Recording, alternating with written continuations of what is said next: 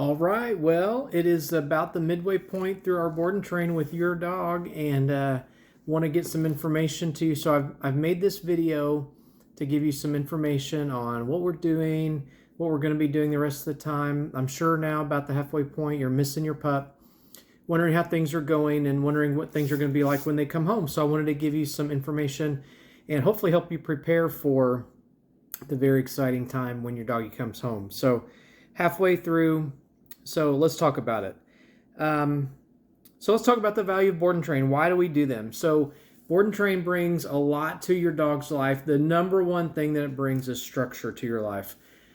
You probably chose board and train for your dog as a result of a lack of structure, a lack of focus for your dog, lack of structure in their life, a lot maybe aroused behavior, maybe unwanted behavior, problem behavior, or just the crazies. There's lots of reasons, but they all generally point, what we find is it points back to a lack of structure in the dog's life.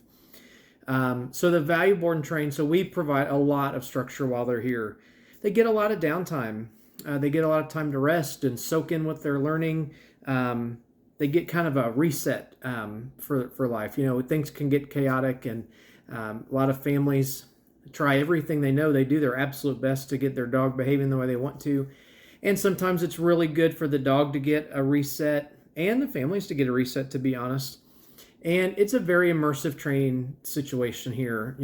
We're working with the dogs, not hands-on, of course, but they're learning something all the time. Every moment of their day is planned and is happening for a reason. Most of it, again, you're going to hear this word over and over in this video, but it's about bringing structure to their life. A trainer that I really like and respect describes dog training as patterning behaviors for the dog. We create repetition and repetition and repetition. We create patterns and habits and expectations, and so the dogs just know what to expect. When we walk up to the crate, when we walk them to the door, you see Gus there in the background, our dog Gus hanging out in his chair. They know what to expect, and we create patterns for them, which is really valuable for a dog. So a day in the life, again, structure. Everything is structured. Structured meal time, structured playtime, structured work time, structured rest time. Get the idea? We provide a lot of structure.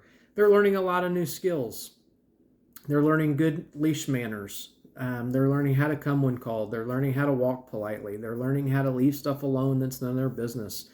They're learning some basic obedience, sit and wait at the door, rest on a place cot, be calm in your crate. So they're learning a lot of new skills, and they're having fun. They're having social time. So they get to hang out with our brood of dogs. We've got 4 dogs. We've got an old Jack Russell Greyhound mix. We've got a lab mix. We've got our standard poodle. That's Gus in the background. You can see him back there in that chair. And we've got a new poodle, a doodle mix, Claire, our golden doodle mix, who's just about 5 months old. So they get a lot of playtime and social time with our dogs. And they interact with each other as long as everybody's safe and getting along. They get to interact there. So they get lots of social time, walks, etc., etc. While they're here, we're making their choices for them for the most part. They're learning a brand new life. So we control everything in the very beginning. As they progress through the program and they learn the rules of the road, they get more and more freedom. They get more and more free time out in the home. But they have, again, a lot of structure. The other thing, we're providing leadership for them through those controls. We're providing that structure again, and we're providing authority. So by providing structure and leadership, we become an authority figure in their life. So I would suggest that at some point, in some way, you didn't have that leadership role in the dog's life through leadership and structure and authority. And so that's why your relationship was such that you elected for board and train, probably. So we have become the authority figure in their life, and they are learning to respect that. So board and train is just the beginning. This 21 days, it feels like forever. I know by the time it's over, it's going to feel like it's gone on forever. But it really is just the beginning. In order for you to be successful, guess what? You're going to have to do the things that we have done to provide, again, leadership, structure, and authority for your dog, so they see you the same way they see us.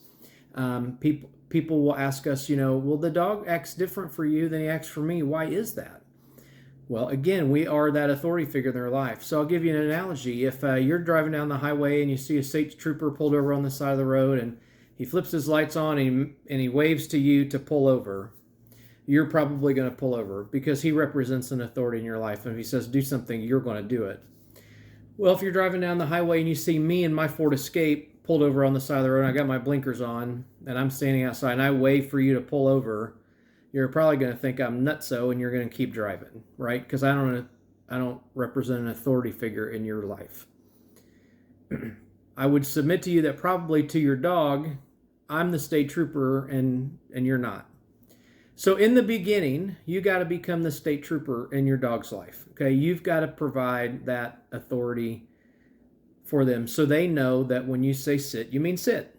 When you say stay, you mean stay. When you say come, you mean come. Okay, you've got to become that. So how do you do that?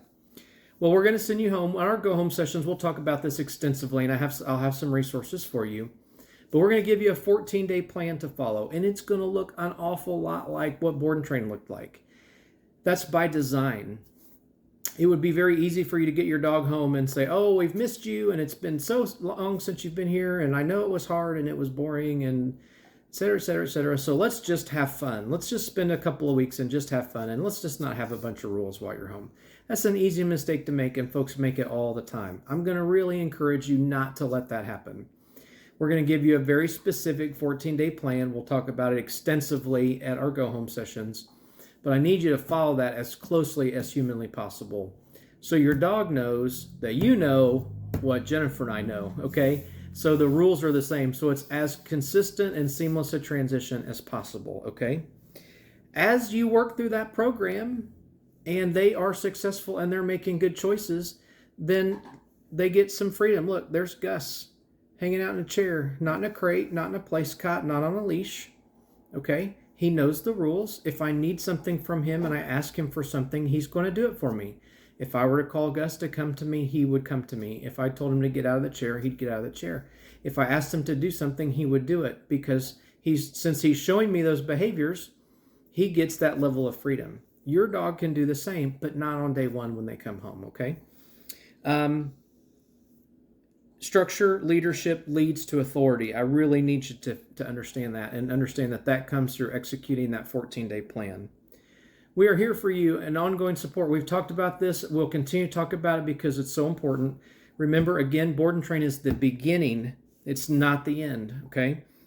Our support, so the go-home sessions, the 14-day plan, the book, let's talk about that. I recommended to you to read The Art of Training Your Dog by the monks at New Skeet and Mark Goldberg. It is our textbook.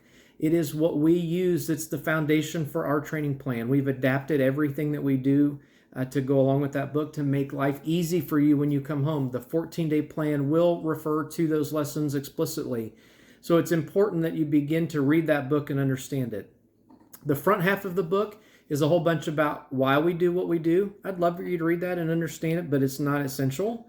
It's not necessary. The back half of the book is how we do what we do. It is really essential that you read every word of every page of those lessons because you're going to be showing the dog that you know how to do them, okay? An analogy I could give you, I have a son who's a guitar player, and he can make beautiful music out of that guitar. I could put it in my hands or probably maybe your hands, definitely my hands, and it wouldn't sound the same because I haven't developed the skills to communicate with the guitar.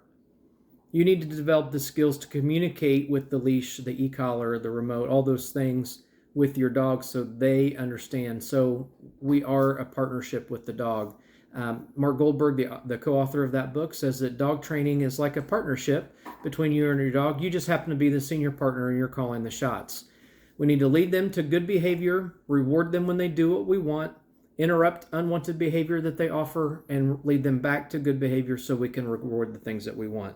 That takes practice, so you'll have to practice that. So we have the go-home sessions, the 14-day plan, the book that's essential that you read it, and then our alumni classes. So we'll provide you with the schedule for our alumni classes. It's really important to us that you attend those. And here's the secret I'll tell you. Most people don't come. I try not to take that personally. I just figure, well, things are going so well they don't need us. But if you do, if you need help, if you have questions, if the dog's not performing the way you anticipated, if you want to work on something new, if you just want to socialize your dog with other well-balanced dogs, if you just want to see me again, that's fine too. Whatever reason you might want to come to alumni class, we want you there. And you might be the only ones that show up, and you might get a private lesson with Jennifer and or I because you're the only ones that come. So the alumni classes are really important. I think they're really important, and I hope that you'll be there so we can continue to provide you that support. Okay, this is about 10 minutes worth of me talking. If you've made it this far, thank you so much for your attention. Let me know what questions you have, and we'll talk to you soon with more progress. Thanks.